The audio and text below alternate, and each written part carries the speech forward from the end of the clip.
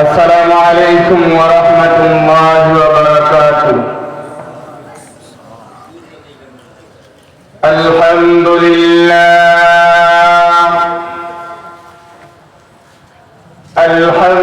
لله نحمده ونستعينه ونستغفره ونؤمن به ونتوكل عليه ونعوذ بالله من شرور أنفسنا ومن سيئات أعمالنا. من يهده الله فلا مضل له ومن يضلله فلا هادي له.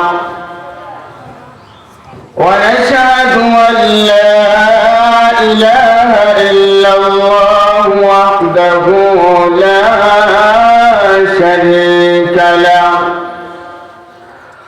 ونشهد أن سيدنا وسندنا وحبيبنا ومولانا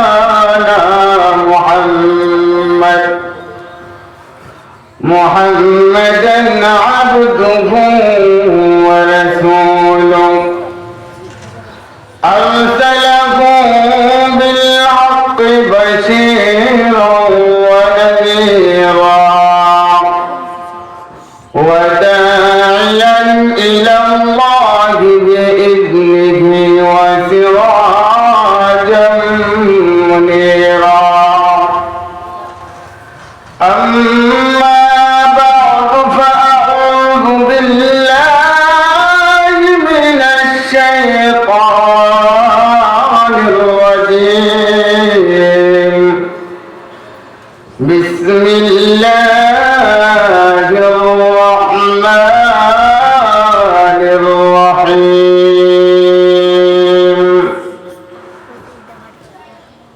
ومن يتق الله يجعل له مخرجا ويرزقه من حيث لا يحتسب. وقال رسول الله صلى الله عليه وسلم: الظلم ظلمات يوم القيامة. সকলে মুহাম্মদের শরীফ পড়ি আল্লাহুম্মা সাল্লি আলা মুহাম্মাদিন ওয়া আলা আলি মুহাম্মাদ কামা সাল্লাইতা আলা ইব্রাহিম ওয়া আলা আলি ইব্রাহিম ইন্নাকা হামিদুম মাজিদ. আল্লাহুম্মা বারিক আলা মুহাম্মাদ ওয়া আলা আলি মুহাম্মাদ কামা বারাকতা আলা ইব্রাহিম ওয়া আলা আলি ইব্রাহিম إنك حميد مجيد. بلغ العلا بكماله كشف الضجى بجماله حسنت جميع خصاله. صلوا عليه وآله. नहीं तो जहां में मिसाल मोहम्मद ये जमाल खुदा है कमाल मोहम्मद. बलगल उला बिकमालिही कशफ الضجى बिजमालिही حسنت جميع خصاله. صلوا عليه وآله. إلهي دكا بأمرك ديار مدينة إلهي नहीं बनाते हमें गुबारे मदीना बलगल उला बिकमालिही कशफ तुजा बिजमालिही सुनत जमीअ ख़िसालिही सल्लु अलैहि व आलिही ला इलाहा इल्लल्लाह मुहम्मदुर রাসূলুল্লাহ। মনসুর আশরাফিয়া দারুল উলুম মাদ্রাসার পক্ষ থেকে বাৎসরিক জলসার সম্মানিত সভাপতি সাহেব, উপস্থিত আমার ইসলাম প্রিয় তাওহীদি জনতা, পর্দার অন্তরালে আমার শ্রদ্ধেয় মা ও বোনেরা, মহান রব্বুল আলামিনের দরবারে শুকরিয়া আদায় করি যে আল্লাহ তাআলা আমাদেরকে এই দ্বীনি মজলিসে কোরআন ও হাদিসের আলোচনা চলবে এমন একটা জান্নাতি বাগানে আল্লাহ আমাদেরকে নিয়ে এসেছেন। এই জন্য সকলে দিল থেকে শুকরিয়া আদায় করে জোরে জোরে একবার বলি আলহামদুলিল্লাহ। আবার একটু জোরে আওয়াজ দিয়ে বলি আলহামদুলিল্লাহ। আলহামদুলিল্লাহ। প্যারা হাজির, ভূমিকা লম্বা নয়। আমি যে আয়াতে কালিমা তেলাওয়াত করেছি সূরাতুত তালাকের 2 নম্বর আয়াতের শেষ এবং 3 নম্বর আয়াতের শুরুর কিছু অংশ তেলাওয়াত করেছি। আয়াতে কালিমাকে সামনে রেখে, নবীজির একটা হাদিসকে সামনে রেখে যা কিছু আলোচনা করা হবে, আল্লাহ যেন আমাকে আমলের নিয়তে বলার, আপনাদেরকে আমলের নিয়তে শোনার তৌফিক দান করেন। এজন্য সকলে একবার জোরে সোরে বলি আল্লাহুম্মা আমিন। প্রিয় হাজিরিন, আমি যে আয়াতে কালিমা তেলাওয়াত করেছি, নবীজির একজন সাহাবী হযরতে আউফ ইবনে মালিক, তিনার শানে কোরআনে কারিমে এই আয়াতটা নাযিল হয়। এই আয়াতের তরজমা কি? আল্লাহ তাআলা বলেন, وَمَن يَتَّقِ اللَّهَ يَجْعَل لَّهُ مَخْرَجًا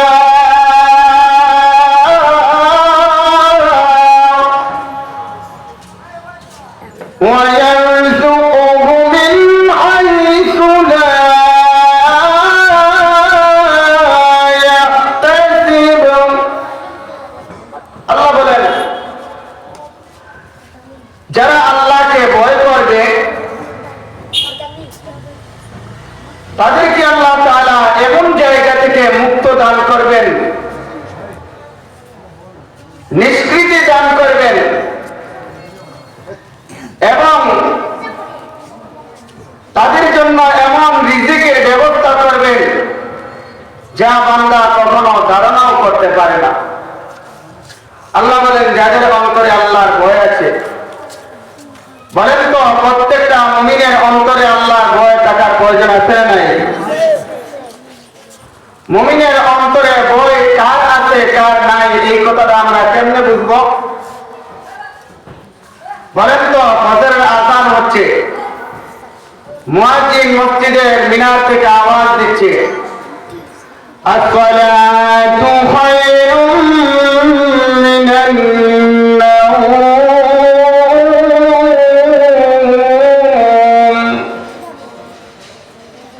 ঘুম হইতে নামাজ পড়ো। কিছু সংখ্যক আল্লাহর বান্দা মুয়াজ্জিনের এই আওয়াজের ধ্বনি শোনা মাত্র আরামের বিছানাকে হারাম করে ঠান্ডা পানি দিয়ে ওযু করে আল্লাহর ওই প্রিয় বান্দা আল্লাহর ঘরের দিকে হেঁটে হেঁটে যাওয়া যখন শুরু করে, আল্লাহ তাআলা বলেন, ফেরেশতারা আমার বান্দা গরমের দিনেও যেমন মসজিদের দিকে সব সময় আযান শোনা মাত্র অগ্রসর হইত, ফেরেশতারা তাকে দেখ কনকনা বাতাস, ঠান্ডা পানি, এমন আরামের বিছানা কেউ হারাম করে আমার বান্দা আমার মহব্বতে ঠান্ডা পানি দিয়ে ওযু করি, তাকে দেখ কদমা কদম করে মসজিদের দিকে অগ্রসর হচ্ছে। ফেরেশতারা গরমের দিনে যেমন পরিমাণ সব আমল নামায় দান করতে, শীতের দিনে তার চাইতে দ্বিগুণ আমল নামায় সব দান করে দাও। সুবহানাল্লাহ। তাহলে এই আল্লাহর বান্দা ঘুম থেকে উঠলো, বলেন তো কার বলে? জোরে বলেন কার বলে? আল্লাহর বলে। আর একজন আল্লাহর বান্দা সকাল 7টার সময় ঘুম থেকে উঠে নামাজের খবর নাই। আপনারা কি করেন? আপনাদের এলাকার মধ্যে ফজরের সময় পুরা মসজিদ ভরা থাকে, এলাকার সব মুসলমান ভাই বন্ধুগণ মসজিদে এসে হাজির হয়, তাহলে কিছু সংখ্যক মানুষ, তাহলে বোঝা গেল যারা মসজিদে এসে জামাতের সাথে নামাজ আদায় করছে, বোঝা গেল তাদের অন্তরে আল্লাহর ভয় আছে। এজন্য দুনিয়ার এই মহব্বত তাদেরকে তাদের বিছানায় রাখে না। আর কিছু আল্লাহর বান্দা ক্ষণিকের জন্য সামান্য আরাম আয়েশ করতে গিয়ে নামাজ পর্যন্ত পড়ে না, বোঝা গেল আল্লাহর ভয় খুব বেশি আছে না নাই? তাহলে আল্লাহ বলেন যারা আল্লাহর ভয় দিলের ভিতরে আছে, আল্লাহকে ভয় করে, তাদের অন্তরে আল্লাহ তাআলার এই ভয়ের কারণে তাদেরকে এমন জায়গাগুলো থেকে বিপদমুক্ত করবেন এবং তাদেরকে সম্মানিত রিজিকের ব্যবস্থা করে দিবেন, যা তারা কখনো কল্পনাও করতে পারবে না। আমার ভাইরা, এই কোরআনে কারীমের আয়াতটা কখন নাযিল হয়? নবীজির একজন সাহাবী হযরত আউফ ইবনে মালিক রাদিয়াল্লাহু তাআলা আনহু একদিন নবীজির দরবারে গিয়ে বলেন, ইয়া রাসূলুল্লাহ, ইয়া হাবিবাল্লাহ, আল্লাহর নবী গো, বেঈমান কাফিররা আমার সন্তান হযরত সালেম রাদিয়াল্লাহু তাআলা আনহুকে গুম করে নিয়ে গেছে। ওগো আল্লাহর রাসূল, আমার সন্তানকে আমি কিভাবে পাবো? বলেন তো, একজন বাবা মা তার সন্তান যদি গুম হয় কতটা পেরেশানি থাকে? আপনারা কি বলেন? সন্তান পুলিশ গ্রেফতার করেছে, থানায় নিয়ে গেছে, তাও তো একটা সান্ত্বনা আছে, আমার সন্তান থানার মধ্যে আছে। থানা থেকে কারাগারে পাঠিয়েছে, তাও একটা সান্ত্বনা আছে না নাই? মনের ভিতরে একটা জানা থাকে যে আমার সন্তান কারাগারে আছে। আর যদি শোনেন প্রশাসন গ্রেফতার করে আপনার সন্তানকে কোথায় নিয়ে গেছে তার কোনো ধারণা পর্যন্ত আপনার কাছে নাই, এই সময়টা একটা বাবা মার জন্য কতটা কঠিন হবে, যা 15 বছর পর্যন্ত ইতিপূর্বে যারা গুম, হত্যা, খুন হয়েছে তাদের কাছে গিয়ে জানবেন যে আসলে কি পরিমাণ কষ্ট এবং হৃদয় বিদারক ঘটনা। আমার আউফ ইবনে মালিক রাদিয়াল্লাহু তাআলা বলেন, আমার সন্তানও ঠিক তেমনি ভাবে বেঈমান কাফেররা গুম করে নিয়ে যায়, কোথায় নিয়ে যায় কোনো খবর নাই। আউফ ইবনে মালিক বলেন, আমি বিশ্ব নবীর কাছে 2টা প্রস্তাব নিয়ে গেলাম। কয়টা প্রস্তাব? কথা বলেন, কয়টা প্রস্তাব? 2টা প্রস্তাব। ইয়া রাসূলুল্লাহ, ইয়া হাবিবাল্লাহ, বেঈমান কাফেররা আমার সন্তানকে গুম করে নিয়ে গেছে, কোথায় নিয়ে গেছে ধারণা নাই। নবী গো, 2 নাম্বার হলো আমি বড় অবাধি, আমার ঘর থেকে অভাব দূর হয় না। বলেন তো এই দুইটা জিনিস আমাদের জন্য প্রয়োজন আছে না নাই? বিপদে পড়লে কিসের মাধ্যমে মুক্তি পাবো? আবার প্রত্যেকের ঘরে অভাব আছে না নাই?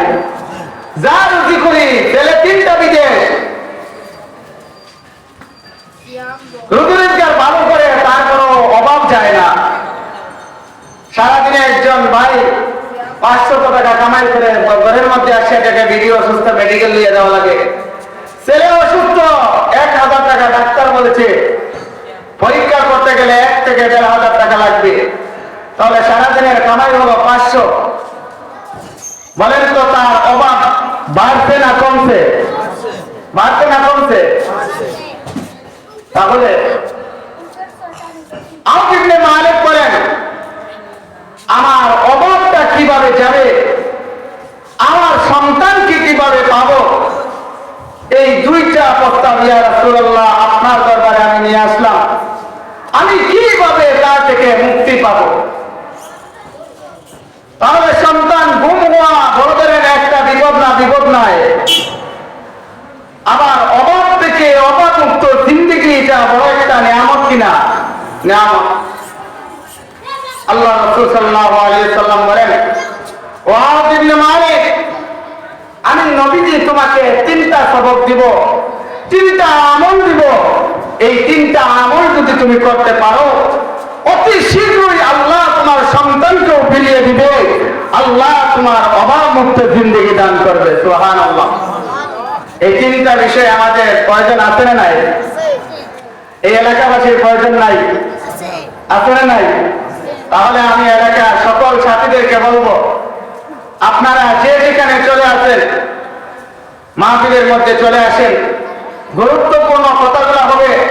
একটা মাহফিল করতে গেলে সারা মাস অনেক কষ্ট, এলাকার জনসাধারণ থেকে নিয়ে মসজিদ মাদ্রাসার উস্তাদরা, ছাত্ররা মেহনত করে এত বড় একটা ইন্তজাম কোরআন এবং হাদিস শোনার জন্য ব্যবস্থা করে। আর এই দিনও যদি আমরা ঘরের মধ্যে বসে থাকি, এটা আমাদের জন্য খুব রহমত না গজব? শয়তানে এটার পেট লাগিয়ে দেয়, মাহফিলে গেলে তো জিন্দেগির গুনাহ মাফ হবে। এজন্য এলাকার সকল সাথীদেরকে বলবো, মাহফিলের পেন্ডে চলে আসি। তো নবী করিম সাল্লাল্লাহু আলাইহি ওয়াসাল্লাম বলেন, তোমাকে আমি 3টা সবক দিব। কয়টা সবক? 1 নম্বর হলো, ওয়াদ ইবনে মালিক, আমি নবীজি 3টা সবক দিব।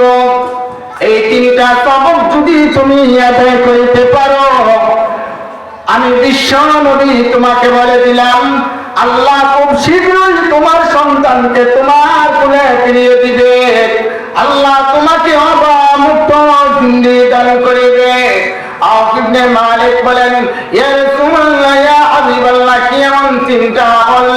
আমি 3টা আমলই পালন করিব। বিপদের সময় কেউ নসিহত দিলে একটু বেশি পড়ে না?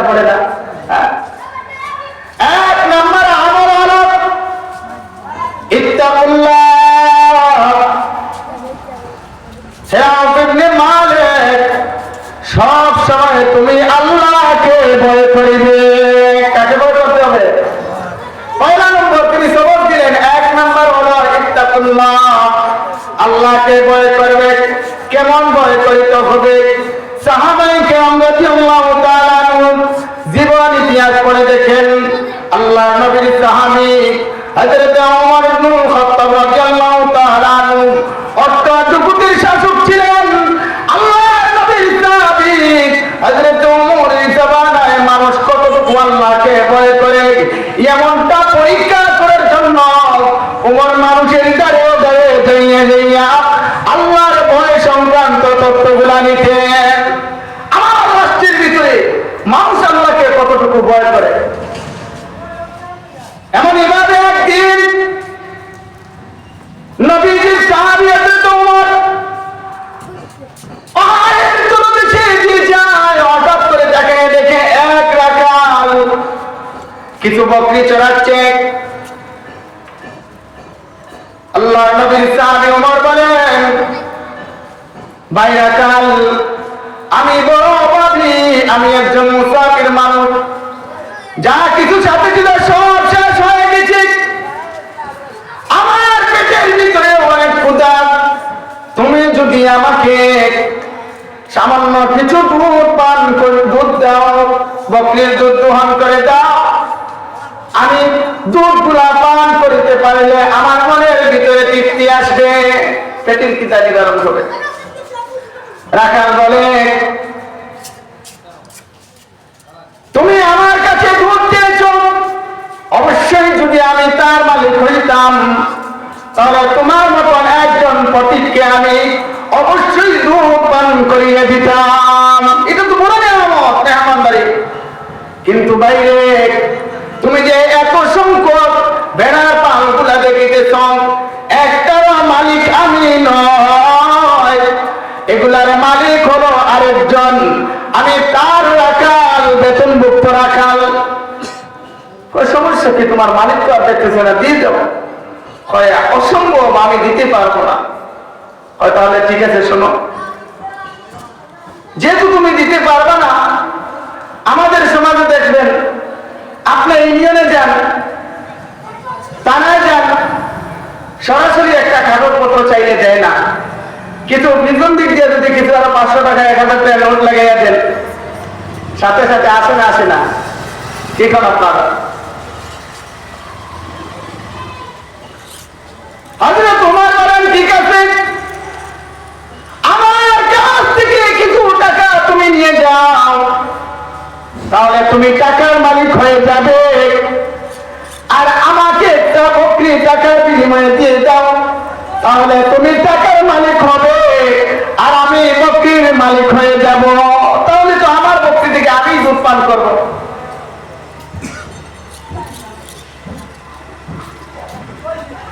হ্যাঁ ভাই, তাহলে বিকাল বেলা যখন আমি আমার বাসায় যাব, আমার মালিক যখন জিজ্ঞেস করবে বকরি আর একটা কোথায়, তখন আমি কি বলবো? হযরত ওমর বলেন, তুমি তোমার মালিক কি বলবে?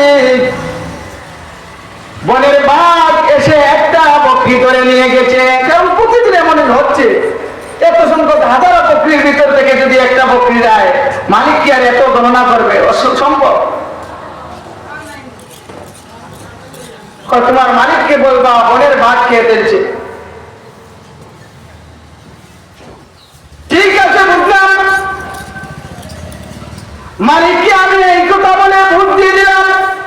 কিয়ামতের ময়দানে আহকামুল হাকিমিন আল্লাহ তাআলা যখন আমাকে বলবেন, বকরির হিসাব চাইবেন, আহকামুল হাকিমিন আল্লাহর কাছে আমি কি জবাব দিব? হযরত ওমর রাদিয়াল্লাহু তাআলা দেখলেন, কার সামনে আমি দাঁড়াইলাম? হযরত ওমর রাদিয়াল্লাহু তাআলা আবার নিজের পরিচয় দেওয়া শুরু করলেন। তুমি কি আমার চিনছ? আপনি কেডা? আমি হলাম খলিফাতুল মুসলিমিন ওমর। জীবনে প্রেসিডেন্ট দেখে নাই, হঠাৎ করে যদি আপনার সামনে আসিয়া প্রেসিডেন্টের পরিচয় দেয়, কেমন লাগবে আপনার কাছে? হাই হাই, এত বড় একজন মানুষের সামনে আমি এমন করলাম, লোকটা কাঁপিয়ে গেল। হযরত ওমর রাদিয়াল্লাহু তাআলা বলেন, বয়ের কারণ নাই, বয়ের কারণ নাই, তোমার ঈমানটাকে পরীক্ষা করার জন্য আমি এমনটা করেছিলাম। হেরাকাল, তোমার ঈমানটা তো মজবুত ঈমান, এজন্য আল্লাহ তাআলা বলেন, ফা ইন আমানু বিমিসলি মা আমানতুম বিহি ফাকাদ ইহতাদাউ। তোমরা যদি সাহাবায়ে কেরামের মতো ঈমান আনো, তাহলে দুনিয়ার জমিনে তোমরা হেদায়েতওয়ালা হয়ে যাবে। নবীর মতন খাও, নবীর মতন উঠো, নবীর মতন চলো, নবীর মতন বসো, সর্ববেলায় বলা হয় নবীর মতন। আর ঈমানের বেলায় বলা হয় সাহাবায়ে কেরামের মতন। সাহাবায়ে কেরাম রাদিয়াল্লাহু তাআলা আল্লাহকে কি পরিমাণ ভয় করতেন। এক বুজুর্গ ছাত্রদেরকে বললেন,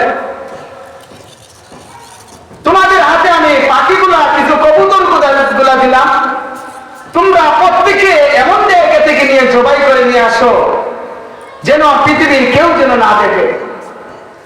তো কেউ জঙ্গলার ভিতরে ভিতরে ঢুকছে, কেউ ঘরের ভিতরে দরজা লাগাইয়া প্রত্যেকের যার যার অবস্থান থেকে পাখিটা জবাই করে এনে উস্তাদের হাতে দিচ্ছে। ওয়াজে বেনজির কিতাবের ভিতরে এই ঘটনাটা উল্লেখ করে। আল্লাহর ওলির কাছে যখন নিয়ে আসছেন, যে একজনে যেমন পাখি নিয়ে গেছে এমনই ঠিকই আবার ফিরে আসছে। জিজ্ঞেস করেন, তুমি কেন কাটো নাই? কয়, হুজুর আমি যেখানেই নিয়ে যাই সেখানেই দেখি আমার আল্লাহ আমাকে দেখিতেছে। আল্লাহর এই ওলি বলেন, তুমি পরিপূর্ণ কামিয়াব, তোমার ভিতরে একমাত্র আল্লাহ তাআলার ভয় দিলের ভিতরে আছে। আমার ভাইরা, আল্লাহর ভয় দিলের ভিতরে কি পরিমাণ প্রয়োজন এবার কিছুটা হইলেও ধারণা হইছে না হইছে না? এক নম্বর হারাই তাকুল্লাহ, আল্লাহকে ভয় করবে। নবীজি এবার বলেন, দুই নম্বর বলেন মুসবির, বিপদে আপদে সব সময় তুমি ধৈর্য ধারণ করিবে। সুবহানাল্লাহ, সব সময় তুমি ধৈর্য ধারণ করবে। কেন আল্লাহ তাআলা বলেছেন তোমার মাল সম্পদ আওলাদ সবগুলোতে তোমাকে পরীক্ষা করবে।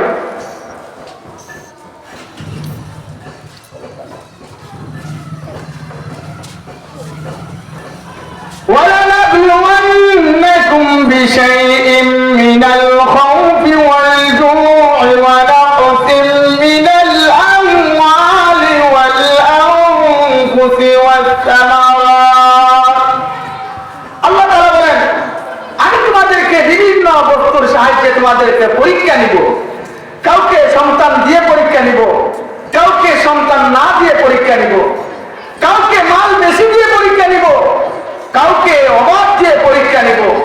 কারো মাল দেখবেন খুব ভালো হয়েছে, খেত ফসল খুব ভালো হয়েছে, এমন ঝড় তুফান বৃষ্টির কারণে সব নষ্ট হয়ে যায় না, হয়ে যায় না?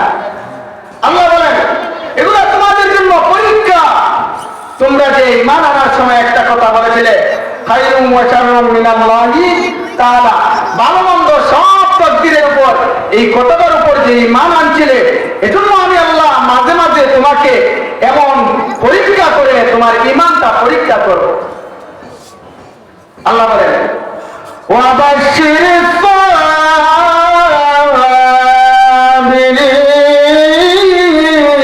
সাবিরিন। আল্লাহ বলেন ধৈর্যধারীদের জন্য সুসংবাদ। কাদের জন্য সুসংবাদ? ধৈর্যধারীদের জন্য সুসংবাদ। আল্লাহ বলেন আল্লাযীনা ইযা আসাবাতহুম মুসিবা, যখন তোমরা কোনো মুসিবতে পড়বে, ক্বালু ইন্না লিল্লাহি ওয়া ইন্না ইলাইহি রাজিউন। এই কথা আমাদের মুখস্থ আছে না নাই? যখন তোমরা মুসিবতে পড়বে, ইন্না লিল্লাহি ওয়া ইন্না ইলাইহি রাজিউন, এই দোয়াটা সবসময় আমল করবে।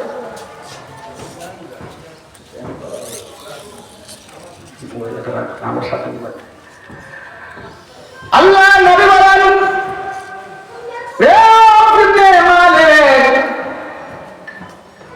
তোমাকে আমি নবীজি তিনটা সবক দিতেছি, এর মধ্যে থেকে এক নম্বর হলো ইত্তাকুল্লাহ, আল্লাহকে ভয় করবে। দুই নম্বর হলো অসবির, বিপদ আপদে ধৈর্য ধারণ করবে।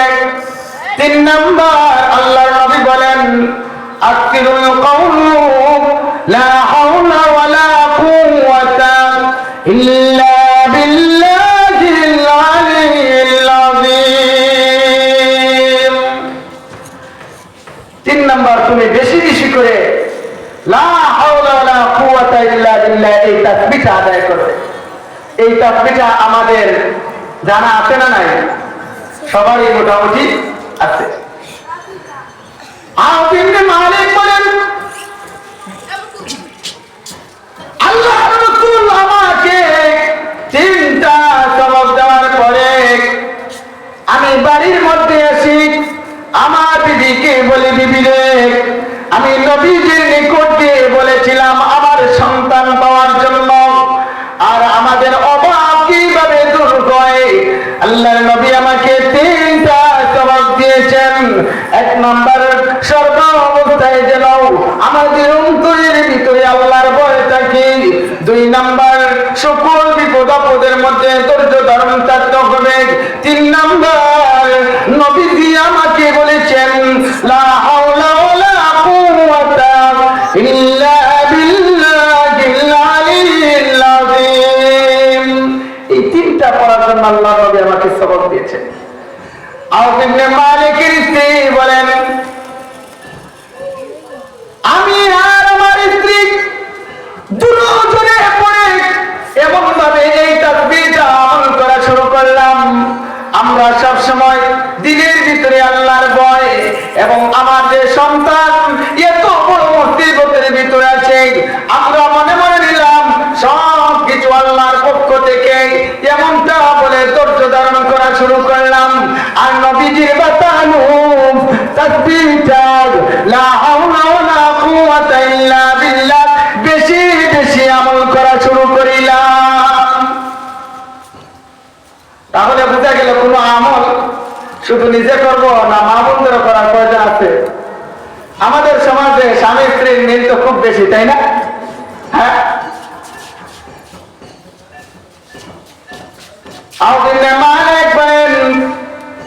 আমি আর আমার স্ত্রী আমল করা শুরু করলাম। নবীজি আমাদেরকে বলেছিলেন খুব শীঘ্রই তোমার সন্তানকে পেয়ে যাবেন। ঠিকই মাত্র 2 থেকে 3 দিন অতিবাহিত হলো, হঠাৎ করে গভীর রজনীতে কে যেন গড়ার কাছে দরজায় এসে আব্বা বলে ডাক দিছে। বলেন তো, সন্তানের ডাক মা বাবার কাছে খুব দূরত্ব হবে। যতই দূর থেকে, যতই ঘুমের ভিতরে যা কিছু বলক না কেন, বাবা মা সন্তানকে চিনতে কখনো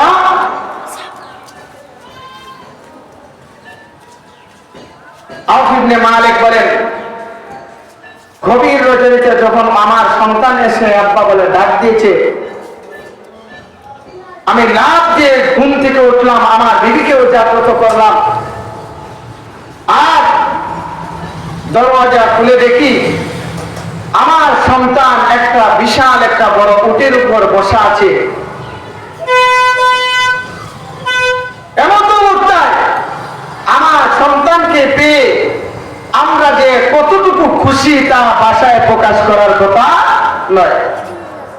একটা সন্তান কারাগার থেকে মুক্তি পাওয়ার পরে যখন বাবা মা গেটের সামনে দাঁড়ায়, আর সন্তান যখন কারাগারের গেট থেকে পাড়ি দিয়ে আসে, তখন তার মনের ভিতরে কি পরিমাণ আনন্দ, সারা পৃথিবীর সব কিছু যদি ওই সময় তার হাতে দেওয়া হয় তারপরেও এত আনন্দ নাই এই মুহূর্তের চেহারাটা সন্তান এবং বাবা মার যতটুকু আনন্দের হয়ে থাকে। আউফ ইবনে মালিক বলেন, আমার সন্তানকে পেয়ে আমি বুকের ভিতরে জড়িয়ে ধরলাম আর জিজ্ঞেস করলাম, বাবা তুমি কিভাবে মুক্তি পেলে? সন্তান বলে, আমাকে এমন একটা রুমের মধ্যে নিয়ে বেঈমান কাফেররা আমাকে আটক করলো এবং সাথে সাথে 2 জন কারারক্ষী আমাকে সর্বক্ষণিক অবস্থায় পাহারা দিত। এই পাহাড়ের ভিতর দিয়া আমি বের হওয়ার মতন কোনো অবস্থা ছিল না। কিন্তু বাবারে, আজকের রাত্রিতে এমন প্রচন্ড শীত আর কম করে বাতাস শুরু হয়েছে, 2 কারারক্ষীর শরীরের ভিতরে এমন ভাবে ঠান্ডা লাগা শুরু হলো, আল্লাহ চোখের মধ্যে এমন পরিমাণ ঘুম দিল, তারা দাঁড়ানোর মতন আর শক্তি তাদের ছিল না। আমি তাকাইয়ে দেখি এক জায়গায় দাঁড়াইলেও মাথা নাড়াইতে পারে না। ঘুমের চানের মানুষের অবস্থা কেমন দেখছেন না? না বইতে পারে না দাঁড়াইতে পারে, এমন একটা অবস্থায় তারা যে আমাকে ডিউটি দিতেছে, এই ডিউটির কথাটাও যেমন ভুলে গেছে।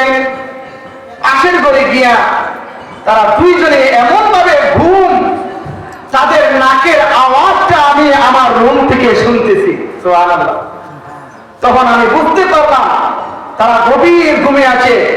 এমন অবস্থায় আমি ওই কামরা থেকে বের হলাম। বের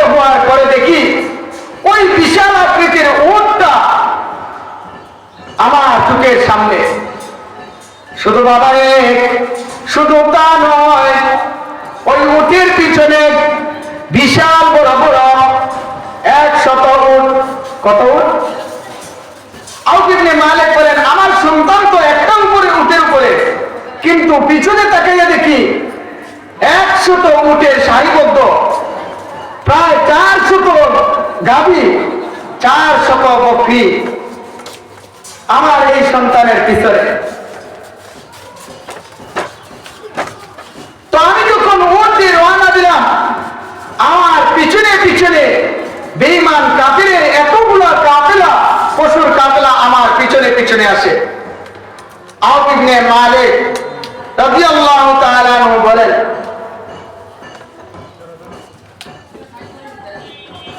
তুমি সন্তান গুম হয়েছিলে, তোমাকে আমি পেয়েছি, আমি খুশি, আল্লাহর দরবারে শুকরিয়া আদায় করি।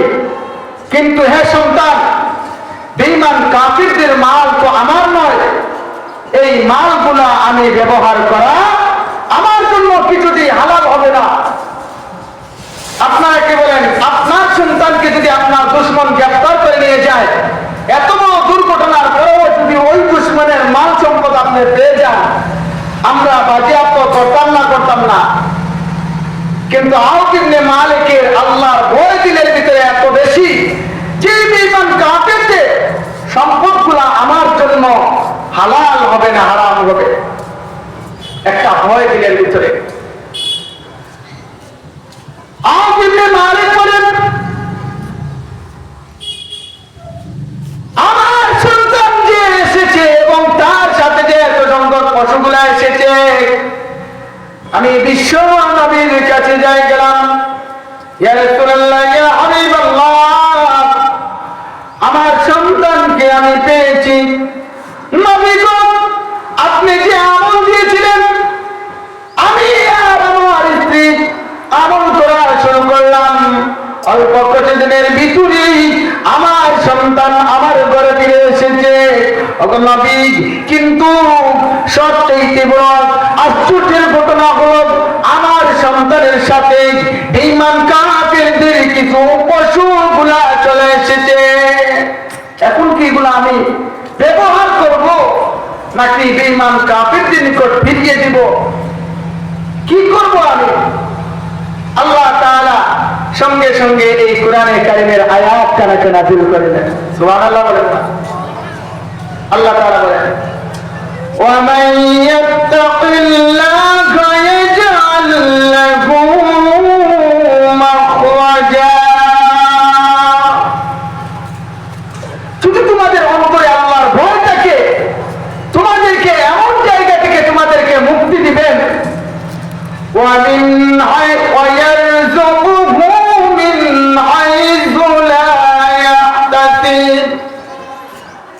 আল্লাহ তাআলা তোমাদেরকে মুক্ত করার সঙ্গে সঙ্গে তোমাদের জন্য উত্তম রিজিকের ব্যবস্থা করে দিবেন, যা তোমরা কখনো কল্পনা করতে পারবে না। আপনারা কি বলেন, হযরত আউফ ইবনে মালিক কেমন মুসিবতের ভিতরে ছিলেন? আল্লাহ তাআলা সন্তানকেও বিপদ থেকে মুক্তি করে দিল, সাথে সাথে অভাবমুক্ত জিন্দেগি দান করলো। কোরআনের এই আয়াত নাযিল হওয়ার পরে আল্লাহ রাসূল সাল্লাল্লাহু আলাইহি ওয়াসাল্লাম বলেন, হে আউফ ইবনে মালিক, এখন থেকে তোমার এই বেঈমান কাফিরদের সমস্ত সম্পদের মালিক আল্লাহ তোমাকে বানিয়ে দিয়েছে। সুবহানাল্লাহ। তাহলে আউফ ইবনে মালিকের অভাব দূর হইছে তো, সন্তান পেয়েছে, সন্তানও পাইল, আল্লাহ অভাবমুক্ত জিন্দেগিও দান করল। তাহলে এই কথাটাই আল্লাহ তাআলা বলেন, আউফ ইবনে মালিককে যেভাবে আমি মুক্ত দিয়েছি এবং অভাবমুক্ত জিন্দেগি দিয়েছি, হ্যাঁ পৃথিবীর মানুষেরা কিয়ামত পর্যন্ত তোমাদের শিক্ষার জন্য আমি এই কোরআনের আয়াতকে নাযিল করে তোমাদেরকে সবক দিতেছি। তোমাদের অন্তরেও যদি আল্লাহর ভয় থাকে, তাহলে তোমরা এমন ভাবে বিপদ থেকে মুক্তি হবে যা তোমাদের কল্পনায় আসবে না। এমন ভাবে আমি আল্লাহ তোমাদেরকে রিজিকের ব্যবস্থা করে দেব যা তোমরা ধারণাও করতে পারো না। তো আমাদের ভিতরে আল্লাহর ভয় আছে? হ্যাঁ, আমাদের চলাফেরা উঠা বসায় আমরা কি প্রমাণ করি? কবি বলেন, আইয়ুহাল মুহতালু ফি সাওবিন আমাল, আইয়ুহাল মুহতালু ফি সাওবিন আমাল ওয়াল মুজাহি ফি মায়াদিনিল খালা, ওয়াল মুজাহি ফি মায়াদিনিল খালা قد دنت منك مرارات الأجل أيها المبتل في ثوب الأمل والمباغي بطراس في العلل والمجاري في ميادين الخلا قد دنت منك مرارات الأجل ها পৃথিবীর মানুষেরা তোমরা সুন্দর সুন্দর জামা কাপড় লাগাইয়া দেখছেন না এখন জোড়াতালি কত ধরনের রং রং কত ভাবে কাপড়। কবি বলেন, পৃথিবীর মানুষেরা সুন্দর সুন্দর কারুকার্যিত রচিত কাপড় গুলা পরিধান করে তোমরা যেভাবে চলাফেরা করিতেছ, তোমাদের চলাফেরার অবস্থাতে বোঝা যায় কোনদিন আজরাইলের সঙ্গে সাক্ষাৎ হবে না। ওয়াল মায়া ওয়াল মুজারি ফি মায়াদিনিল খালা قد دنت منك مرارات الأجل হে শূন্য মাটির প্রতিবেশী, খোলা ময়দানে যেমন তুমি খেলাধুলায় লিপ্ত আছো, তোমার খেলাধুলা তোমার অবস্থানে চলাফেরায় বোঝা যায় তুমিও কখনো মরবে না। আমাদের অবস্থা তো তাই। আমরা যেভাবে নামাজ পড়ছি, আমরা যেভাবে শান শুকর এই দুনিয়ার লোভ লালসায় পড়েছি, আমাদের অবস্থাতে বোঝা যায় আমরা মরবো। কবি বলেন, আদানাত মিনকা মারারাতুল আজাল, পৃথিবীর মানুষেরা শুনে রাখো, শুনে রাখো, দুনিয়ার যে প্রান্তে থাকো না কেন আজরাইল তোমাকে ছাড়বে না। আজরাইল সময় মতো তোমাকে গ্রেফতার করিবে। আজরাইলের হাত থেকে তোমরা কেউ রক্ষা পাবে না। কাইফা ইয়ানজুম মান নাফিস মান মাশাতিল বালাওয়া ওয়াল মাআসি শাবাবিহা ওয়াল, চুল দাড়ি পাকে গেছে, আর আগের মতন চুকেও দেখো না, আগের মতন চলাফেরাও করতে পারো না, শরীর দুর্বল হয়ে গেছে, কাজকর্ম গেলে সহজে তুমি দুর্বল হয়ে পড়ো, চুল সাদা হয়ে যাচ্ছে, দাড়ি পেকে যাচ্ছে। কাইফা ইয়ানজুম মান নাশাতিল বালাওয়া ওয়াল মাআসি শাবাবিহা ওয়াল, বৃদ্ধ হয়ে গেলে এখনো গুনার কাজ চালা না, কিভাবে তুমি মুক্তি পাবে, কিভাবে আখিরাতের মাঠ থেকে তুমি নিজেকে বাঁচাবে? ওয়াল্লিসানু ফি ইগতিয়াবিল তাকাইব ওয়াল্লিসানু ফি ইগতিয়াবিল তাকাইব ওয়ালহুমুন নাসি আলওয়াউল আসাল, পৃথিবীর মানুষেরা দুইজন এক জায়গায় বসলে শুধু পরনিন্দার গীবত সমালোচনার ভিতরে আসো। আপনারা কি বলেন? গীবত পরনিন্দা আমরা দুইজন এক জায়গায় বসলে নিজের ঘরের খবর নাই, পরের খবর নিয়ে কিভাবে খালি বাঁধ দেওয়া যায়, এর নিজের দিকে কেমনে লাগানো যায়, চাচার অবস্থা ভালো না, অমুক চায়ের অবস্থা ভালো না, হের ছেলে অমুক অমুকের সাথে গেছে গিয়া, অমুক মেয়ে অমুকের সাথে গেছে গিয়া, এইগুলা সরম লোক দেখুন, এইগুলা যদি আমাদের আলোচনা, ঠিক না? কবি বলেন, পৃথিবীর মানুষেরা আমরা এক জায়গায় বসলেই আমাদের অবস্থাটা এমন যে সবসময় গীবত শেখাতের ভিতরে আমরা লিপ্ত আছি। ওয়াল্লিসানু ফি ইগতিয়াবিল তাকাইব ওয়ালহুমুন নাসি আলওয়াউল আসাল, কয় তোমরা যে গীবত শেখায় পরনিন্দার ভিতরে আছো, আপনি বসেন, গীবত তুমি জানো না তোমার মরা ভাইয়ের গোশত তুমি ভক্ষণ করতে আছো।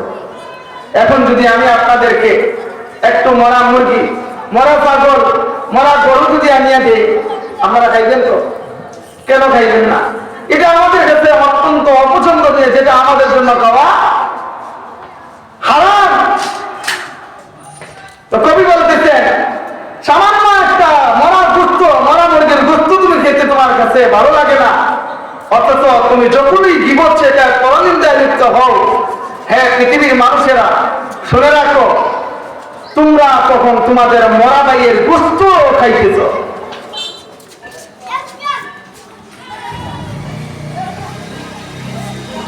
লা তালুমনি আও বালুমনি ইন্নামা লা তালুমনি আও বালুমনি ইন্নামা কুলতু মা কুনতু আবি আমরুন জালাল। কবি বলেন, হে পৃথিবীর মানুষেরা, হে যুবকেরা, হে বৃদ্ধ বাবাজিরা, তোমাদের বিরুদ্ধে যে এখন আমি কিছু কথা লিখলাম, এতে তুমি হয়তো আমার গালিগালাজ করিতেছ, তোমার কাছে খুব খারাপ লাগতেছে, তোমার কাপড়ের বিরুদ্ধে কথা, তোমার চলাফেরার বিরুদ্ধে কথা, তুমি খেল তামাশায় লিপ্ত এই কথার বিরুদ্ধে হয়ে গেল, তুমি জীবন শেখার পরনিন্দা করিতেছ। আমার কথাটা শুনিয়া তুমি হয়তো কষ্ট পাইয়া আমার গালিগালাজ শুরু করছো। লা তালুমনি আও বালুমনি ইন্নামা কুলতু মা কুলতু আবি আমরুন জালাল। পৃথিবীর মানুষেরা আমার গালিগালাজ করিও না, আমি যা কিছু বলিতেছি সব সত্য কথা বলিতেছি। আপনারা কি বলেন, কবির এই কথাগুলো মিথ্যা না সত্য? যা আমাদের বাস্তবের সাথে। কবি আবারও বলেন, আমাদেরকে একটু সামর্থ্যে এতগুলো স্মরণ করিয়া দেওয়ার পরে তোমার হয়তো একটু ভূত চলে আসছে, হাই রে হাই, তাহলে সারাটা জীবন আমি দুনিয়ার সাজসজ্জায় ছিলাম, সারাটা জীবন আমি গান বাজনায় লিপ্ত ছিলাম, আমি তো সারাটা জীবন খেলতামাশায় লিপ্ত ছিলাম, আমি তো সারা জীবন গীবত শিকায়তের মধ্যে ছিলাম, তাহলে এখন আমি যে বড় বড় হয়ে গেলাম, কখন আজরাইলের সঙ্গে সাক্ষাৎ হবে আর মৃত্যুর কুলে পড়ে গেলে তো আমার হিসাব আল্লাহর দরবারে দেওয়া লাগবে। নিজেকে অনেক বড় গুনাহগার, নিজেকে অনেক বড় পাপী মনে করিতেছে। কবি বলেন, ওকরাইল বাবা মুনিহান মুতমিনান, ওকরাইল বাবা মুনিহান মুতমিনান, মানাদামাল করামা বুদ্দায়াসিল। তোমার গুনাহ বুঝাগুলাকে যদি তুমি স্মরণ করে তুমি যদি আল্লাহর রহমতের দরজায় কারাঘাত করতে থাকো, আঘাত করতে থাকো, তাহলে এই আঘাত তোমার জন্য একজন রহমত স্বরূপ, একদিন রহমত স্বরূপ হয়ে যাবে, তোমার জন্য দরওয়াজা খুলে যাবে। আপনি যদি আমার বাড়িতে যান, আমি আপনার উপর যতই অভিমান করে থাকি, রাগ করে থাকি, আর আপনিও যদি বলেন যে হুজুর যতক্ষণ পর্যন্ত দরওয়াজা না খুলবে ততক্ষণ পর্যন্ত আমি দরজা থেকে যাব না, আপনি বারবার আঘাত করিতেছেন, তাহলে বলেন তো এই দরজাটা একটা বার হইল রাগ আর গুছার তেলায় আপনার একবার হলেও দরজাটা খুলবে না, বন্ধই থাকবে? খুলবে না, খুলবে না। কবি এই কথাটাই বলেন, অকরাইল বাবা মুনিহান মুতমিনান, মানাদামাল করালা বুদ্দায়াসিল। হ্যাঁ পৃথিবীর মানুষেরা, আল্লাহর রহমতের দরজায় তুমি আঘাত করতে থাকো, কোন সময় আল্লাহ তোমার প্রতি রাজি আর খুশি হয়ে যদি রহমতের দরওয়াজা তোমার জন্য খুলে দেয়, তাহলে জীবনের গুনাহগুলো আল্লাহ মাফ করে দিবে। আল্লাহর বান্দা স্মরণ করো, নবীজি বলেন, আমার উম্মত যদি গুনার কথাগুলাকে স্মরণ করে আল্লাহর দরবারে তওবা করে, আল্লাহ বান্দা বান্দির জীবনের গুনাহগুলাকে মাফ করে দিবেন। সুবহানাল্লাহ। কোন আল্লাহর বান্দা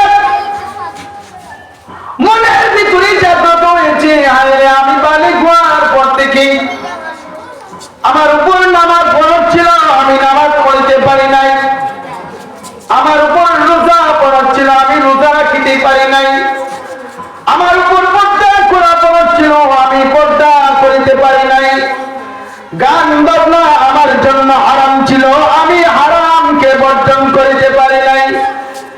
সুদ খাওয়া আমার জন্য হারাম ছিল, আমি সুদ ছাড়তে পারি নাই। ঘুষ খাওয়া আমার জন্য হারাম ছিল, আমি ঘুষ ছাড়তে পারি নাই। জিনা করা আমার জন্য হারাম ছিল, আমি জিনা ছাড়তে পারি নাই। বান্দা বান্দি এমন গুনার কথাগুলাকে স্মরণ করে শেষ রাত্রে যদি উঠে অর্জন করে আল্লাহর দরবারে তওবা করে জীবনে আর কোনোদিন এমন গুনাহ করবে না। চোখের পানি গুলা ছেড়ে ছেড়ে যদি কান্দে আল্লাহর চোখের পানির বরকতে জিন্দেগির গুনাহগুলাকে মাফ করে দিবে। তাহলে আমাদের জীবনের গুনাহ মাফ করার ব্যবস্থা আছে না নাই? নবীজি বলেন মান তাযাক্কারা খাতায়াহু ফারাকা আইনাহু ফাকাদ হারামাল্লাহু আলাইহিন নার। হে আমার উম্মতিরা, নিজের জীবনের গুনাহগুলোকে স্মরণ করো, যদি আল্লাহর দরবারে রোনাজারি করতে পারো, এই চোখের পানি পাওয়া এত বেশি, এই চোখের পানির বরকতে আল্লাহ তোমার জিন্দেগির গুনাহগুলোকে মাফ করে দেবে। শুধু তাই নয়, এই চোখের পানির বরকতে আল্লাহ জাহান্নামের আগুনকে তোমার জন্য হারাম করে দিবেন। সুবহানাল্লাহ। কুফা নগরীতে এক আল্লাহর বান্দা, নাম ছিল হযরতে জুরাদ। ওয়াজে বেরোজির কিতাবের ভিতরে এই ঘটনাটা উল্লেখ করা হয়। তো জুরাদ দিনের বেলা অনেক পাপাচারে লিপ্ত থাকত। তার জীবনে এমন কোন নেক আমল তার এলাকার মানুষ কখনো দেখছে এমন স্মরণ নাই। বরং এমন একটা লোক যদি আমাদের এলাকায় থাকে, আমরা সবাই তাকে ভালো বলবো না খারাপ বলবো। এই লোকটা মরলে সবাই খুশি হইব না বেজার হইব? কিছু কিছু লোকের মৃত্যুতে মানুষ খুশি হয় না, বেজার হয়। আপনারা কি বলেন? খুশি হয় না বেজার হয়? আমাদের প্রধানমন্ত্রী যে বলা যাচ্ছে এতে খুশি না বেজার? হ্যাঁ, খুশি না বেজার? তো কিছু কিছু মানুষের বলাইতেও মানুষ খুশি হয়, কিছু কিছু মানুষের মৃত্যুতেও মানুষ খুশি হয়। আবার কিছু কিছু মানুষের মৃত্যুর খবর শুনলে মানুষ অজর দ্বারায় চোখের পানি ফেলে কান্দে।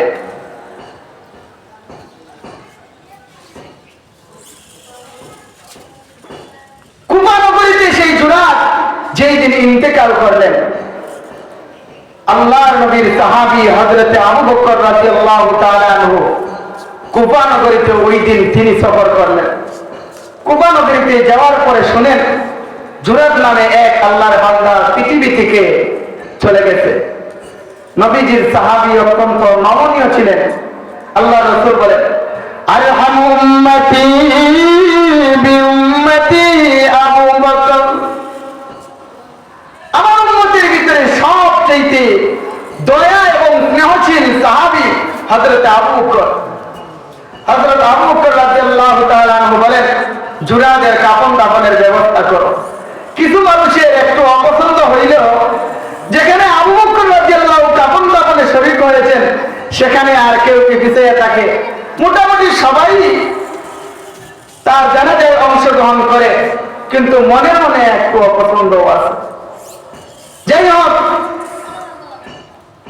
যখন তাকে কাফন দাফন করতে যাবেন, দাফন করতে যাবেন, দূর থেকে একজন মহিলা এমন ভাবে চিল্লা দিয়ে চিৎকার দিয়ে হযরতে আবু বকর রাদিয়াল্লাহু তাআলা আনহুর পিছন দিকে জামার আস্তিন ধরে মহিলা কান্নার আওয়াজ দিয়ে বলে, হে খলিফাতুল মুসলিমিন আবু বকর, আমার সন্তানকে মৃত্যুর পর আমি একবারের জন্য দেখি নাই, যদি আমার প্রতি একটু দয়াশীল হন, শেষবারের মতন আমার সন্তানকে আমি মার চেহারাটা তাকে দেখে।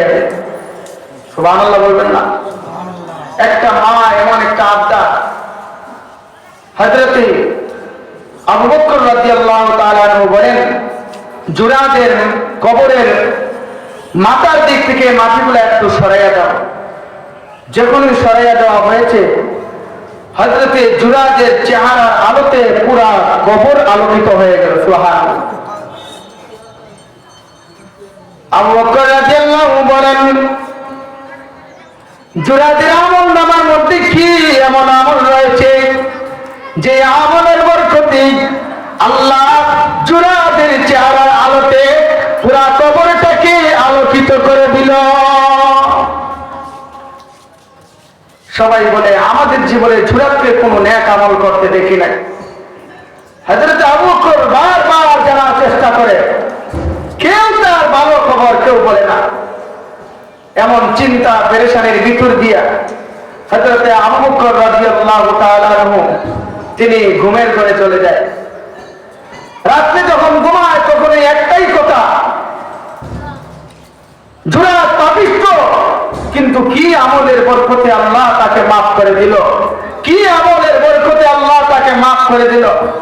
এমনটা মনের ভিতরে তামান্না নিয়ে চিন্তিত অবস্থায় হযরত আবু বকর রাদিয়াল্লাহু তাআলা আনহু ঘুমের ঘরে চলে যায়। ঘুমের ঘরে স্বপ্নে দেখে আল্লাহর নবী একটা জায়গায় বসা, আর হযরত আবু বকর রাদিয়াল্লাহু নবীজির ডান পাশে বসা, আর এই জুরাদ নামের ওই লোকটা নবীজির সামনে দাঁড়ানো অবস্থায় আছে। সুবহানাল্লাহ। আল্লাহর নবী বলেন, আবু বকর তুমি কি আমার জুরাদের জানাজায় অংশগ্রহণ করেছিলে? জি ইয়া রাসূলুল্লাহ। হে আবু বকর তুমি কি জানো জুরাদের কবরটা কেন আলোকিত হয়েছে? আল্লাহর নবী এই কথা বলার পরে আবু বকর বলেন, ইয়া রাসূলুল্লাহ জুরাদের বিষয়ে আমি যখন জিজ্ঞাসা করি লোকজনকে, কোন একটা মানুষ কখনো তার ভালোর দিকটা বলে না। ওগো আল্লাহর নবী কি আমলের বরকতে এমনটা হলো? আল্লাহর নবী বলেন, আবু বকর আমার জুরাদ দিনের বেলা শয়তানের দুকার মধ্যে পড়ে, যখন গুনাহ করে দেয় রাতের বেলা বালিশের সাথে মাথাটা লাগাইয়া দিনের গুনাহগুলোকে স্মরণ করে করে আল্লাহর দরবারে তওবা করত। আল্লাহ জুরাদ দিনের বেলায় শয়তানের দুকার ভিতরে পড়ে জুরাদ গুনাহ করে ফেলে, আল্লাহ আজকে রাত্রিতে যদি আমার মরণ হয়ে যায় আমি জুরাদ কি আমল নিয়ে তোমার দরবারে খাড়া হবো? এইভাবে চোখের পানি ছেড়ে ছেড়ে আমার জুরাদ বালিশকে ভিজাইতে থাকে। পরে দিয়ে আবার যখন হয় ইয়া কি অবস্থায় আবার গুনাহ করে ঘরের ভিতরে আসলে আবার তওবা করে আল্লাহ তাআলার কাছে এই চোখের পানি এত দামি হয়ে গেছে, এই চোখের পানির বরকতে আল্লাহ আমার জুরাদকে মাফ করে দিয়ে জান্নাতি মেহমান হিসাবে কবুল করে নিয়েছে। আল্লাহ এই জুরাদের চোখের পানির বরকতে আল্লাহ মাফ করে দিয়েছে। আমার ভাইরা, এজন্য চোখের পানির দাম আছে না নাই? আছে। আল্লাহ তাআলা সাগরের পানিগুলোকে লবণাক্ত করে সৃষ্টি করেছেন কেন? এই পৃথিবীর জমিনে অনেক বিষাক্ত জিনিস আছে না নাই? এই বিষাক্ত জিনিসগুলো এক একটা জায়গায় পড়ে থাকে। আল্লাহ বলেন, আমি বৃষ্টির সাহায্যে ওই বিষাক্ত পানিগুলোকে আমি খালের মধ্যে বিলের মধ্যে নিয়ে পালাই, বিল থেকে খালের মধ্যে, খাল থেকে নদীর মধ্যে, নদী থেকে আমি সাগরের মধ্যে নিয়ে ওগুলাকে লবণাক্ত পানির মাধ্যমে আমি সাপ্লাই দিয়ে আমি আল্লাহ কুদরতির মাধ্যমে আবার আকাশে উঠাইয়া তোমাদের জন্য সুন্দরভাবে তোমাদের পরিবেশকে দোষমুক্ত রাখার জন্য আমি আল্লাহ সুন্দরভাবে আবার বৃষ্টি তোমাদের জন্য নেয়ামত সৃষ্টি করি। তাহলে দুনিয়ার এই লবণাক্ত পানি দুনিয়ার পরিবেশকে যেভাবে মুক্ত করে, হে পৃথিবীর মানুষেরা, তোমাদের এই লবণাক্ত পানি তোমাদের এই 3.5 হাত বডিকে গুনাহ মুক্ত করিতে পারে। সুবহানাল্লাহ। তুমি যখন গুনার কথাগুলোকে স্মরণ করে আল্লাহর দরবারে তওবা ইস্তেগফার করবে, আর জীবনে কখনো গুনাহ করব না, আমার ভাইরা আল্লাহ চোখের পানির বরকতে আমাদেরকে মাফ করে দিবে। আল্লাহ তাআলা যখন ফেরেশতাদেরকে ডাক দিলেন, হে আমার ফেরেশতারা, আমি এই পৃথিবীর জমিনে আদম সন্তান বানাতে চাই। ফেরেশতারা কি বলেছিল? আল্লাহ এরা ঝগড়াঝাটি করবে, এখানে বানাইলেন না। আল্লাহ একটা পর্যায়ে আদমকে বানাইলেন, আমরা সবাই ঘটনা জানি। এবার আল্লাহ বলেন যে আদমকে জন্য তোমরা বাধা হয়ে দাঁড়িয়েছিলে। হে ফেরেশতারা, আজ আদম সব কিছুর নামগুলা বলে ফেলল, তোমরা পারবে না। এজন্য তোমাদের চাইতে আদম জ্ঞানী, এজন্য তার সম্মানার্থে তোমরা তাকে সেজদা করো। আল্লাহ বলেছিল কিনা? হ্যাঁ, তখন সবাই সেজদা করে। একজনে করতে তো আবার ইল্লা ইবলিস আবা ওয়াস্তাকবার। আল্লাহ বলেন ইবলিস শুধুমাত্র আর সেজদা করলো না, সে নিজেকে তকব্বুরি আর অহংকারের ভিতরে যখন ঢুকাইল, তখন আমি আল্লাহ তাকে কাফিরদের অন্তর্ভুক্ত করে নিলাম এবং এই ইবলিসকে চিরস্থায়ী জাহান্নামের ভিতরে আমি কাফিরদের সাথে তার স্থান করে দিলাম। তো ইবলিস বলে, আল্লাহ এই আদমের কারণে আমাকে জাহান্নামে দিলে, আল্লাহ তোমার কাছে আমি 3টা আবদার ফরিয়াদ, তুমি কি আমার 3টা ফরিয়াদ রাখবে? আল্লাহ বলেন কি এমন ফরিয়াদ?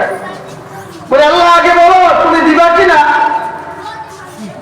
আল্লাহ যদি না দেয় তাহলে এটা কি আল্লাহর বরত্ব হইল? আল্লাহ বলেন ঠিক আছে, তোর দাবি আমি পূরণ করব, বল কি। আচ্ছা বলেন তো আল্লাহ সবকিছু জানেন না? জানেন না, তারপরেও কেন বলতেছে? ইবলিস বলতেছে, আল্লাহ আমার প্রথম পাওনা তোমার কাছে, আমার হায়াতটাকে এত দীর্ঘ করে দাও যাতে করে কিয়ামত পর্যন্ত যেন আমি হায়াত পাই। আল্লাহ বলেন যা, তোকে আমি কিয়ামত পর্যন্ত হায়াত দিলাম। আল্লাহ 2 নাম্বার, আমাকে এমন ক্ষমতা দাও যাতে করে প্রত্যেকটা প্রাণীকুলের রোগের রেশায় রেশায় আমি যেন চলতে পারি। আল্লাহ বলেন যা, তোমাকে সেই পাওয়ারটা আমি দিলাম। 3 নাম্বার, আমাকে এমন ক্ষমতা দাও যেমন ফেরেশতাদেরকে দেখা যায় না, পৃথিবীর কোনো মানুষ যেন আমাকে না দেখতে পারে। আল্লাহ বলেন ঠিক আছে, তোমাকে সেইটাও দান করলাম। এবার ইবলিস বলে, আল্লাহ তুমি কি জানো আমি এই 3টা প্রস্তাব কেন করলাম আর আপনি কেন দিলেন? কয় বলো তুমি কিসের জন্য? কয় যে আদমের কারণে আমি জাহান্নামী হইলাম, ওই আদমকে আমি বেনামাজি বানাইব, সুদখোরের সাথে লাগাইয়া দিব, জিনার কাছে লাগাইয়া দিব। এইভাবে আমি দুনিয়ার মহব্বত তার অন্তরের ভিতরে দিয়া যে আদমের কারণে আমি জাহান্নামী হয়েছি, ওই আদমের সন্তানদেরকে আমি জাহান্নামী আমার সাথী হিসাবে বানাবো। নাউযুবিল্লাহ। এই কথাটা বলার সঙ্গে সঙ্গে আল্লাহর রহমতের দরিয়ায় জোশ মারে আল্লাহ তাআলা বলেন, ইবলিস তুমি 40টা বছর মেহনত করবে, আমার বান্দাকে তুমি বেনামাজি বানাইবে, সুদখোর বানাইবে, ঘুষখোর বানাইবে, জিনাখোর বানাইবে। হে ইবলিস, হয়তো তুমি 40টা বছর তার পিছনে মেহনত করে তাকে পাপিষ্ঠ বানানোর চেষ্টা করবে। শুনে রাখ ইবলিস, আমার ওই বান্দা যদি কোনো একদিন গভীর রজনীতে ওঠে, আমি আল্লাহ দরবারে সেজদায় লুটে পড়ে আর যদি চোখের পানিগুলা ছেড়ে ছেড়ে আমি আল্লাহর দরবারে মাপ চাওয়া শুরু করে, আমি আল্লাহ তোর 40 দিনের 40 মাসের 40 বছরের যে সমস্ত গুনাহগুলা করিয়েছিলেন, আমি আল্লাহ 40 সেকেন্ডের বিনিময়ে জিন্দেগীর গুনাহগুলাকে মাফ করে দিব। এজন্য প্রিয় হাজিরিন, নিজে নামাজ পড়ি নাই, নিজের পরিজন নামাজ পড়ে নাই, এখন থেকে আস্তে আস্তে নামাজ পড়া শুরু করেন। আর তওবা করেন, আল্লাহ আর জীবনে নামাজ ছাড়বো না। হে পুরুষেরা, মসজিদে গিয়ে নামাজ ছাড়বে না, জামাতে নামাজ পড়বে। মা বোনরা আযানের লগে লগে মসজিদে আপনার ঘরের ভিতরে নামাজের স্থানে চলে যাবে। এইভাবে নামাজ পড়া শুরু করেন আর কাজা নামাজগুলো আস্তে আস্তে পড়া শুরু করেন। আল্লাহ আপনাদের গুনাহগুলোকে মাফ করবেন। আল্লাহ তাআলা আমাদেরকে এই পর্যন্ত যা কিছু আমল করা হয়েছে, এই আমল যা কিছু আলোচনা করা হয়েছে, এর উপরে যেন আল্লাহ তাআলা আমাদেরকে আমল করার তৌফিক দান করেন। আমি যে আপনাদেরকে আজকে 3টা সবক দিছি, 1 নম্বর ইত্তাকুল্লাহ, আল্লাহকে ভয় করব সর্ব অবস্থায়। 2 নম্বর ওয়াসবির, যত ধরনের মুসিবত আসুক না কেন সর্ব অবস্থায় আমরা ধৈর্য ধারণ করব।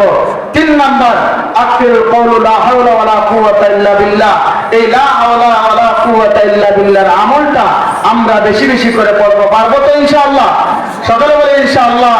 আল্লাহ তাআলা কবুল করুন। আমরা থেকে দোয়া করি আল্লাহুম্মা সাল্লি আলা মুহাম্মাদ ওয়া আলা আলি মুহাম্মাদ কামা সাল্লাইতা আলা ইব্রাহিম ওয়া আলা আলি ইব্রাহিম ইন্নাকা হামিদুম মাজিদ আল্লাহুম্মা বারিক আলা মুহাম্মাদ ওয়া আলা আলি মুহাম্মাদ কামা বারাকতা আলা ইব্রাহিম ওয়া আলা আলি ইব্রাহিম ইন্নাকা হামিদুম মাজিদ আস্তাগফিরুল্লাহ ইন্নাল্লাহা গফুরুর রহিম আস্তাগফিরুল্লাহ রাব্বি মিন কুল্লি যানবিন ওয়া আতুবু ইলাইহি لا حول ولا قوة إلا بالله العلي العظيم الحمد لله ربنا ظلمنا أنفسنا وإن لم تغفر لنا وترحمنا لنكونن من الخاسرين ربنا آتنا في الدنيا حسنة وفي الآخرة حسنة وقنا عذاب النار رب اغفر لي ولوالدينا رب ارحمهما كما ربياني صغيرا আয় আল্লাহ মাদ্রাসাকে কবুল আর মঞ্জুর করিয়া নাও আল্লাহ এই মাদ্রাসার মাহফিলকে কবুল আর মঞ্জুর করিয়া নাও আল্লাহ মাদ্রাসার সকল উস্তাদ ও ছাত্রদেরকে কবুল আর মঞ্জুর করিয়া নাও আয় আল্লাহ ইয়া রাহমান রাহিম ইয়া আকরামুল আকরামিন আল্লাহ আজকের মাহফিলকে উসিলা করে আল্লাহ এলাকার तमाम মুসলমান ভাই সকলকে maaf করিয়া দাও আয় আল্লাহ আমাদের জীবনের গুনাহগুলোকে maaf করিয়া দাও আল্লাহ জীবনে এমন কোনো গুনাহ বাকি নাই আল্লাহ যে গুনাহ করি নাই আল্লাহ মাথার থেকে নিয়ে পা পর্যন্ত গুনার ভিতরে ডুবে আছি আল্লাহ আমাদের গুনার দিকে না তাকাইয়া আল্লাহ তোমার রহমান এবং রহিম নামের খাতিরে আল্লাহ আমাদের तमाम জীবনের গুনাহগুলোকে maaf করিয়া দাও আয় আল্লাহ আমাদেরকে মকবুল গুনাহ হিসেবে কবুল করিয়া নাও আল্লাহ যেভাবে চললে তুমি মাহমুদ রাজি আর খুশি থাকো ওইভাবে চলার তৌফিক দান করিয়া দাও আল্লাহ আমরা যারা হাত উঠাইলাম আয় আল্লাহ প্রত্যেকের বাড়িগুলোর মধ্যে বরকত দান করিয়া দাও আল্লাহ অভাবী থাকলে অভাবকে দূর করিয়া দাও আল্লাহ ঋণগ্রস্ত থাকলে ঋণ মারার ব্যবস্থা করিয়া দাও আল্লাহ চিন্তা পেরেশানের ভিতরে থাকলে চিন্তা পেরেশানকে উদ্ধার করিয়া দাও আল্লাহ এলাকার মাটির নিচে যত কবরবাসী আছে আল্লাহ প্রত্যেক কবরবাসীদেরকে তুমি maaf করিয়া দাও আয় আল্লাহ সব কিছু দিয়া আযাব দিও না জাহান্নামের আগুন দিয়া আযাব দিও না আয় আল্লাহ কবরবাসীদেরকে maaf করিয়া দাও আল্লাহ কবরের জিন্দেগি আরামের জিন্দেগি দান করিয়া দাও আল্লাহ জান্নাতি লেবাস পরিধান করিয়া দাও আল্লাহ জান্নাতি বিছানা বিছাইয়া দিয়ে দাও আল্লাহ জান্নাতের দরওয়াজা খুলে দিয়ে দাও আল্লাহ জান্নাতুল ফেরদাউসের মেহমান বানায়া নাও আয় আল্লাহ যারা জীবিত আছে হায়াত জীবন করিয়া দাও আয় আল্লাহ আজকে এই মাহফিল কবুল করে আল্লাহ সকলকে maaf করিয়া দাও আল্লাহ আজকের মাহফিলের জন্য এই মাদ্রাসার জন্য যারা দান খয়রাত করে দিয়েছেন আল্লাহ প্রত্যেকের দান খয়রাতকে তুমি কবুল আর মঞ্জুর করিয়া নাও আল্লাহ এই মাদ্রাসাকে এই এলাকাবাসীর জন্য নাজাতের জরিয়া হিসেবে কবুল আর মঞ্জুর করিয়া নাও আল্লাহ মাদ্রাসার কমিটির দায়িত্বে যারা আছেন আল্লাহ সকলকে নেক হায়াত দান করিয়া দাও আয় আল্লাহ এক আর নেক হয়ে সবাইকে কাজ করার তৌফিক দান করিয়া দাও আল্লাহ ওনাদের বাড়িঘরের মধ্যে খয়র বরকত দান করিয়া দাও আয় আল্লাহ সবার মনের ভিতরে একটা আশা থাকে মাদ্রাসার সাথে সম্পর্ক কায়েম করলে কিয়ামতের ময়দানে তালিবুল ইলমরা উলামায়ে কিরাম তাদের জন্য সুপারিশ করিবেন আয় আল্লাহ তাদের এই দিলের নেক আশাগুলোকে পূরণ করিয়া দাও আল্লাহ মাদ্রাসার মুতামিম আল্লাহ ছাত্র উস্তাদ সকলকে নেক হায়াত দান করিয়া দাও আল্লাহ সকলের বাড়িঘরের জিম্মাদার তুমি মাহফুজ বনিয়া যাও আল্লাহ সকলকে উত্তম রিজিকের ব্যবস্থা করিয়া দাও রব্বির রহমহুমা কামা রব্বায়ানি সগীরা আল্লাহ আমাদের আব্বা আম্মা যারা অন্ধকার কবরে চলে গেছে আল্লাহ মা বাবার কবর কানাকে জান্নাতের টুকরা হিসেবে কবুল করে নাও আল্লাহ যাদের আব্বা আম্মা জীবিত আছেন নেক হায়াত দান করিয়া দাও আয় আল্লাহ যতদিন দুনিয়ার জমিনে রাখো আয় আল্লাহ সর্বাবস্থায় সুস্থতা আফিয়াতের সাথে রাখিও আয় আল্লাহ এলাকার মধ্যে যারা অসুস্থ আছেন আয় আল্লাহ সকলকে শিফায়ে কামিলা আজলা দান করিয়া দাও আল্লাহ রূহ নিয়ামত শিফা নিয়ামত আল্লাহ রূহ নিয়ামতকে শিফা নিয়ামত দ্বারা পরিবর্তন করিয়া দাও সুবহান রাব্বিকা রাব্বিল ইজ্জাতি আম্মা ইয়াসিফুন ওয়া সালামুন আলাল মুরসালিন ওয়ালহামদুলিল্লাহি রাব্বিল আলামিন।